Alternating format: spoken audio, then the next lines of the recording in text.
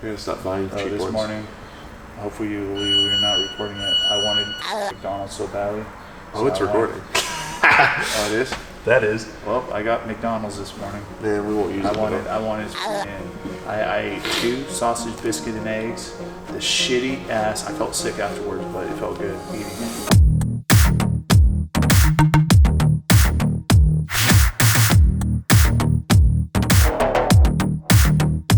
What's up, crew? Welcome to an NSFW podcast. And before you click away, that doesn't mean not safe for work. In this world, it is no substitute for hard work. In this series, I'm looking to sit down with athletes, box owners, brands, influencers, anyone in the space of training and getting better.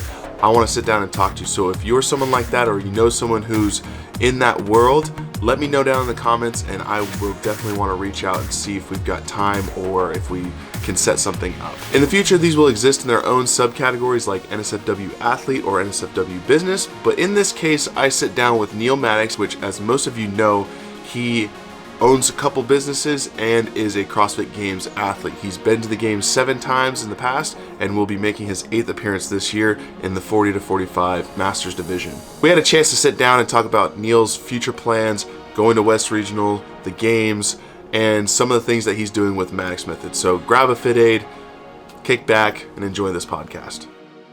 You see the one where you have to hold the dumbbell overhead and then hold one to your side? No, I You have heard to do about it a lunge. yesterday. Yeah. I was after assault bike and step ups, 50 step ups with 70 pounds. You mean 140 pounds technically? Yeah. No, thank you. I mean, I've done 135 on the back. I wonder but if that's they'll so let different. you put them up at your shoulders. I doubt it, because that makes it easier. Yeah. It's that Yeah. swaying that they're trying to get you to have to do and deal with. First thing I want to do, because I found that a warm up in this is very much needed, because everyone always starts out like answering weird. So I'm going to ask you, what's your review, in a quick review of Infinity War?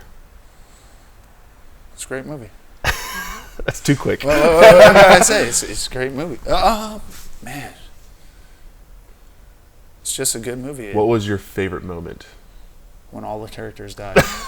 Honestly, that was real Neal Maddox. No, because you never see a bad guy. You never see a bad guy win. And so, actually, I mean, when they actually look at Thanos, is he really a bad guy if you listen to his message of what he's trying to accomplish? But that sucks, is that you could look here and then all the people in the gym, and then all of a sudden, people are just disappearing, that would be pretty crazy. The first thing I'm going to ask, and hopefully you can keep it short but not too short, like your first quick answer. Who is Neal Maddox? Who is Neal Maddox? I mean, there's a couple of different versions of Neal Maddox. There's the Games version of Neal Maddox. There's the family side of Neal Maddox, and then there's the CrossFit coach side of Neal Maddox. So there's a couple of different versions of Neal Maddox. But today, you're going to get probably the coaching side of Neal Maddox. And what does that necessarily entail? Like, what do you... I mean, I come from a football background, so when I come from a football background, I'm pretty intense. I played defense, so, we had to bring the heat. So I'm pretty intense. Besides the intensity, I try to apply all the different coaching techniques that were applied to me. The different disciplines and sentence structure, being passionate, loving what you do, but most of all, just helping people achieve their results. Awesome. And then when did that sort of love for fitness then, because that explanation was basically purely fitness, mostly. When did you know that you wanted to live a life of getting fitter? So it started at a very young age. I mean, very young age. I think I was 9 or 10 years old when I was doing push-ups and sit-ups and stuff. And so that carried over, and I think that what really struck me in fitness was I went to Bret Hart Middle School, and there's this guy named Pat Tillman back then. He was an 8th grader, I was a 7th grader, and they're in the weight room and they're lifting, and they're benching 105 easy, and just got up to 135 and they're benching it easy. And then one of the kids challenged me and said, "Oh, you can't lift this." And so I went under the bench, lifted 105, and it went boom, hit my chest, and I couldn't lift it up. I mean, from that day forward, that day probably sparked a little bit of intensity in the sense of to start training. And then when I got to high school, I was a gym rat. I was in the weight room every single day. But when I really decided that I wanted to really help people was in college. I did an internship, and I was working with people who had disabilities, and that right there changed the course of what I was going to do with my career and everything. So you'd say that's what made you want to be a coach then? So I was instilled the idea of being a coach? Yes, it instilled the idea of being a trainer / coach, and I went on to try to play football. When that didn't survive, I tried to be a coach of football, and then a coach for personal, also a personal trainer. But yet, more of the avenue went into personal training because of the simple fact that it was my own business. I got to control and run things versus coaching. I was under someone else's structure. But not only that, when you coach at high school level and all that stuff, it's hard to really make a living or get the money you need to provide for a family. So I had to find a different avenue to be able to provide and support a family. Awesome. Yeah, I always forget because you've mentioned Tillman a couple of times, but like that type of story, I feel like that's every successful person's story. At least someone who's a master at something, they see someone else doing something they want to do. The reason why I'm good at handstands or doing like weird acrobat stuff is because in middle school I saw some kid do a front handspring. I was like, I want to do that. And first time I did it, I went flying on my butt. But it's like over and over and over again doing it. Or like power clean. The first time I ever did a clean, I did on my back, barbell over the body, rolling over my face. I was like, yeah, okay, clearly that needs a little practice. Man. So that's awesome story. But now, what keeps you going then now? Because you're 40, you're in the master's division for CrossFit. What is it that keeps you coming into the gym wanting to train hard, even though you have to recover a little longer? What keeps me going each and every day is I haven't been able to win the games, and that's the ultimate goal. The ultimate goal is to win the CrossFit Games. And if you look at most football players or basketball players or baseball players, they're always holding on until they win a championship. And I want to win. I want to win. That's bottom line is I want to win. Ideally I wanted to win in the open division because that's way more that's so much more of a harder hitter than the masters. But now I just have to go with who is in my age group and stick with that. So it's a little bit different. It's not going to bring as much popularity or as much respect, but it's still going to give me respect. If I win, it will give me respect amongst my peers. And those are people in my age group. Cool.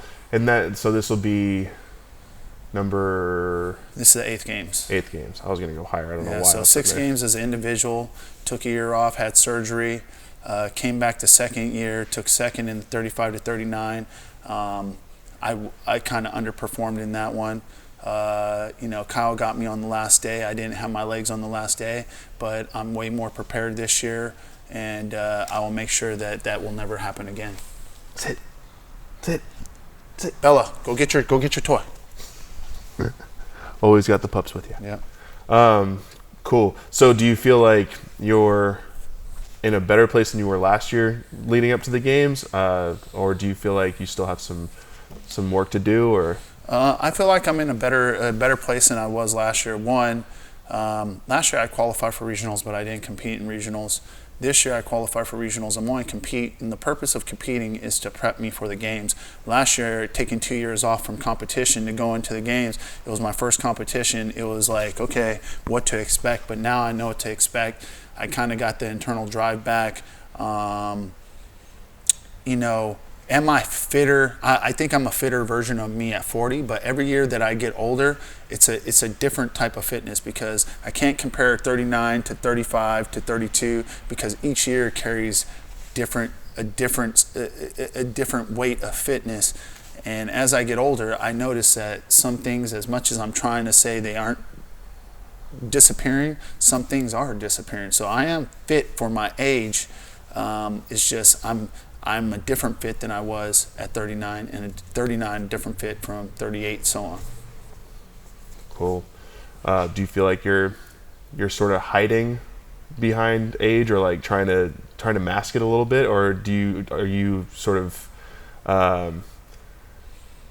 I guess, have you found yourself okay with the fact that you're in an older age group when it comes to, to training? I accept the fact that Father Time comes knocking at everyone's door.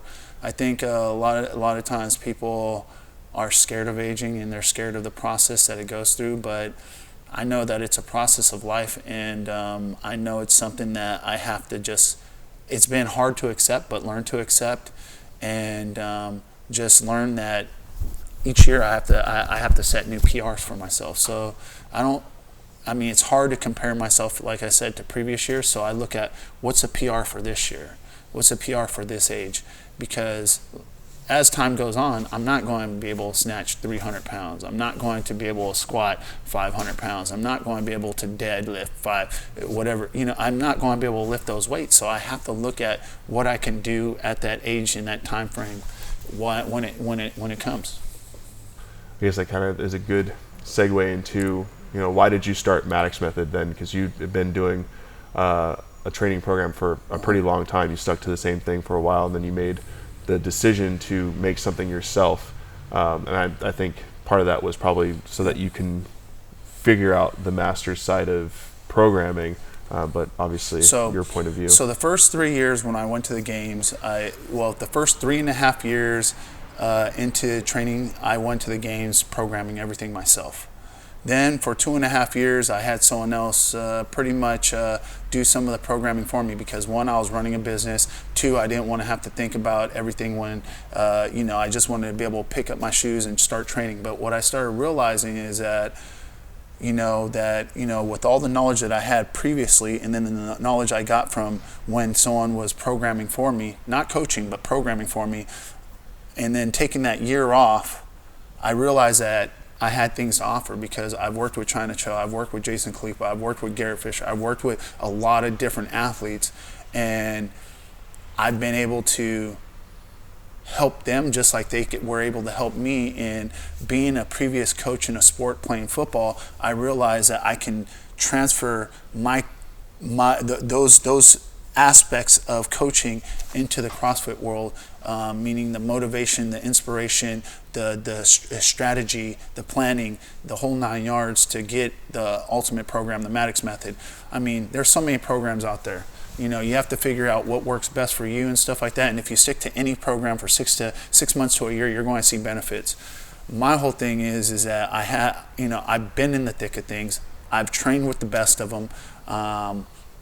I've learned from a lot of previous failures, and so this year I took it upon myself to gather all that information that I've had and I've developed over the years, and put myself right in the thick of it and follow my own method in order to see where that leads me. And so far it's been producing the results that I want. I didn't win the Open, which I took second. I was pretty disappointed in that.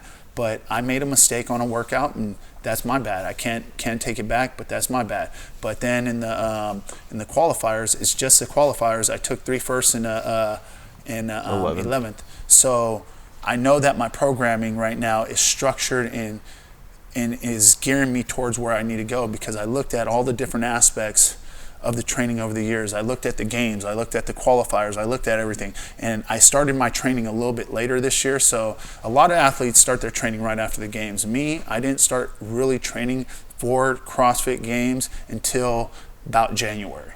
As I get older, earlier in my career, right when the games was over, I was prepping for the games.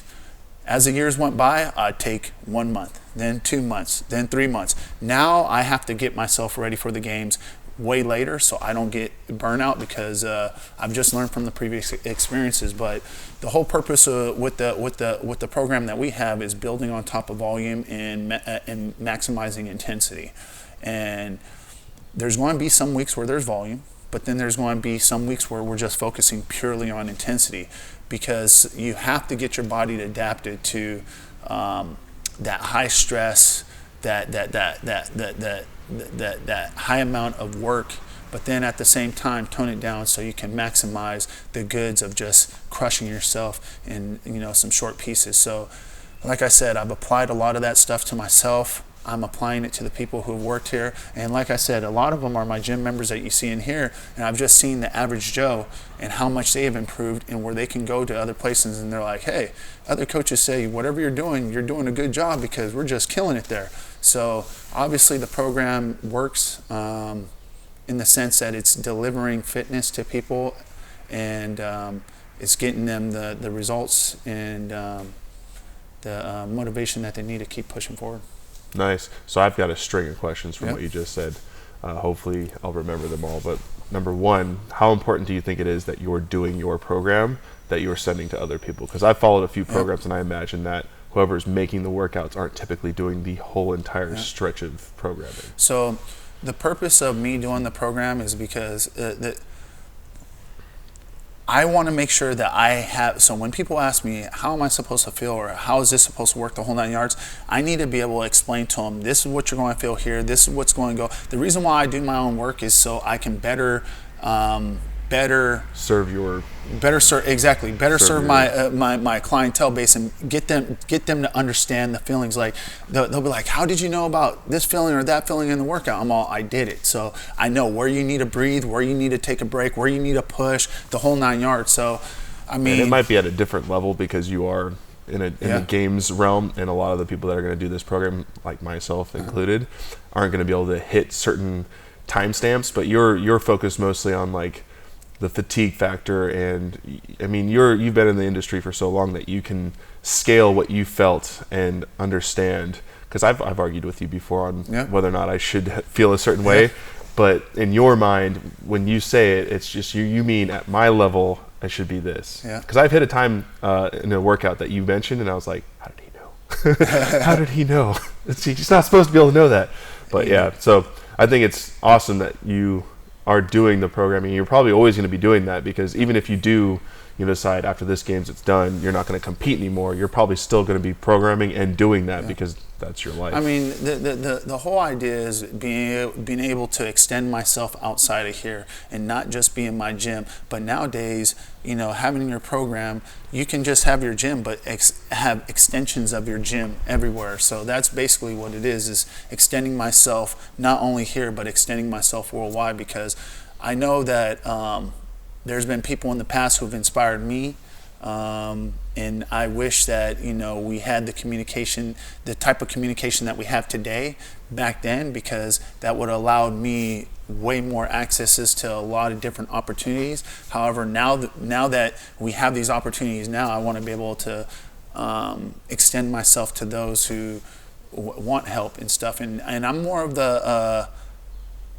type of coach who, if you have a question, I want the athlete to text me. If you're on my online programming and all that stuff, I want you to text me. I want you to ask me questions. I want to know how you're doing. I want weekly check-ins and stuff like that. I mean, I have a couple of guys on my speed dial now, and I'll just, hey, how did this go? Are you doing this program? How's that? I want to hear their feedback. I'm not the coach where I'm going to say, hey, this is the way everything goes, this, that, this. I have my ideas, but if they feel that something's lacking, I want to add those pieces. Trust me, I've learned that you have to, through football and stuff like that, you have to grow with the times. The athlete, the student changes over the years, and you have to be able to adapt. And if you can't adapt and you can't change, then you're just going to, kill yourself over or fold yourself out. It's true. And then the other one that I had come up with was, so you mentioned as a master's athlete, your training changed. So as an open athlete, you finish the games, you immediately, maybe a week off, if that, you're in the gym right away training at volume. Now you train, you're not taking any real time off, you're training, but it's not at the volume that you would for the game. So you're pushing that all the way to January. Would you say that that's helped you tremendously as a master's athlete and something that you could give to other master's athletes? So that's helped me so that's why, when I'm doing the open, I'm still training, getting my legs under me and all that stuff. So I'm not really where I need to be. And that's why by the qualifiers, I'm hitting numbers and stuff. But I did that because I had to stay sane. If I start training right away, my gym members are going to feel it right away. And one was sanity, two was body stability, in the sense of if I started way earlier, I break down way faster. And just like right now, getting ready for regionals, I mean, shit, I haven't felt some of these pains in a while, and I'm feeling them because, one, it's overuse, meaning that you're going to practice these workouts, and when you practice them, you're going to drill them, so you get overuse injuries. So I have to maintenance those, and and the second part of it is the second part of getting yourself ready for regionals. I actually lost my train of thought, but the second part of it was, I don't want to go out on the floor and shit the bed. I want to be able to perform. I don't care if I'm 40, I don't care what age, and I'm not, if I don't make it, I'm not going to blame it on age. It's just I wasn't fit enough, or I wasn't prepared enough to do it. But I don't want to shit the bed, so I'm going to do anything and everything that I can set myself up for success, because that's the type of person that I am. I'm going to do everything the right way, and put my all-out effort into it, and hopefully, if by the end of the day, if everything's said and done, I'm sitting where I need to sit, and I can represent my gym well. Because when I do regionals, I don't look at it just me. I'm representing my community, and I'm representing the people, everyone else who's a part of the method, and the Maddox Method and Extreme Athletics. That's what I'm representing. Awesome. So we're going to get into some technical stuff a little bit, as far as like what the program is. So let's just start with the basic program. If I was to go in, sign up today, what would you expect from a day on the Maddox Method? So if you just sign up for a basic program, now with the basic program, it's going to have some GPP, strength, and it's going to have some accessory work. So you're looking at about, you're going to have a warm-up too and a cool-down. So you're looking at about 60 minutes of work. If you're looking at the master's program, you're going to probably be looking at about 90 minutes of work, because you're doing your basic WOD of the day. You're going to do some strength work. I mean, if everyone knows me, I've always been known to be a strong athlete, and so I believe strength can set you free in a lot of things, and a lot of my programs have good strength protocols to it, but then also you're going to have some Olympic lifting in there, and then you're going to have different accessory work, from gymnastics to midline to metabolic conditioning, to just grunt work, meaning that you are lifting heavy shit and pushing heavy shit, or pulling heavy shit, or doing some object carry, or object lifting or throwing or something like that. But you're going to have a variety in there, but like I said, it's scaled down to your 90-minute version. Now, if you're in the comp program, there's going to be volumization, meaning that you will have weeks where the volume's here, and you'll have weeks where the volume's here. And the whole purpose of that is manipulation of the body. But that has all the foundations on it. That has everything that a games athlete needs to be, or a regional athlete needs to get themselves ready for the games or the regionals. It's going to have, conditioning. It's going to have your WOD. It's going to have your strength. And like I said, I have mixed periodizations that I work into that. It's going to have your Olympic lifting. It's going to have different pieces of your Olympic lifting. Sometimes there's multiple pieces in there. It's going to have gross conditioning, which is just getting out there and just pulling, pushing, and carrying stuff. You're going to have accessory conditioning, where those are just things that you're either working stability, overhead, or you're just working more repetitions to really get more efficient or proficient in a movement. And it's going to have a lot of midline work, because everything's centered through the midline. It's going to have metabolic conditioning in there, and it's going to have some gymnastics. But like I said, everything is volumized and tailored out for the athlete. So you'll see a whole bunch of stuff, but yet when you see that stuff, different people are working on different things, meaning that some people, after they get the meat and potatoes, they're working on their weaknesses. And so what I don't want is you get your meat and potatoes and then you just go to your strengths. I want, after you get your meat and potatoes, the focus goes to the weaknesses. And then once you focus on those weaknesses, as we build the volumes, then we can add our strengths towards the end. Because you still want to keep your strengths, but you want to improve your weaknesses more, as much as you can. It's almost like playing a video game where you get, you have this character who has all these strengths, and then you have these weaknesses, and then you get some points, and it barely moves up on the weaknesses, but it gets your character better. So the same thing is applied. Sweet. Are you excited for regionals?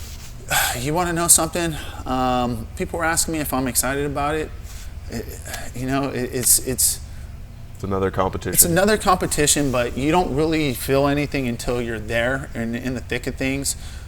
Right now, I'm just trying to get myself prepped and prepared, and so it's just going through. It's like a walk in the park again. You go through it, get yourself prepared. I know when I get there, I'll be ready to, and I'll be like a racehorse in the stalls, ready to go.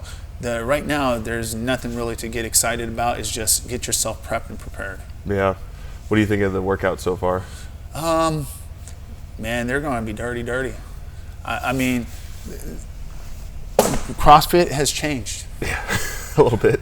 It's getting dirty. I mean, these workouts are, they're going. I mean, they all, the ones that I've done, they all hurt. So it's like they're doing what they need to do. I gotta hear this famous line. Why do you do the workouts over and over again? Do you know the line that I'm talking about? Which one?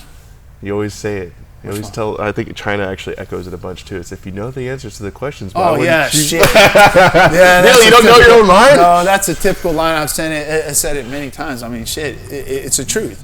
It's like if you're in school and you have a test and they give you the test questions, what the hell are you reading something else for? You study those if it's multiple choice, I want to study those things so I can just go in there and just. They give you the answers. Yep. I mean, yeah, it's like you can kind of do that in the open, but it's a little dangerous because you only have 5 weeks to do the actual workouts, and you only have that weekend to get it done. But with regionals, they released it now, and especially as a West athlete, you have 2 weeks. Yeah, 2-3 weeks to do it from the first one that's announced. So it's like, why not do it much time? The last week, I probably won't do as much because I'm an older body and I need to recover, but I'm going to hammer what I need to hammer in order for me to get myself prepared for what I need to get prepared for, because right now you aren't going to really get too much fitter. Well, at least me, I'm not going to get too much fitter in 2 weeks, but I can become more efficient.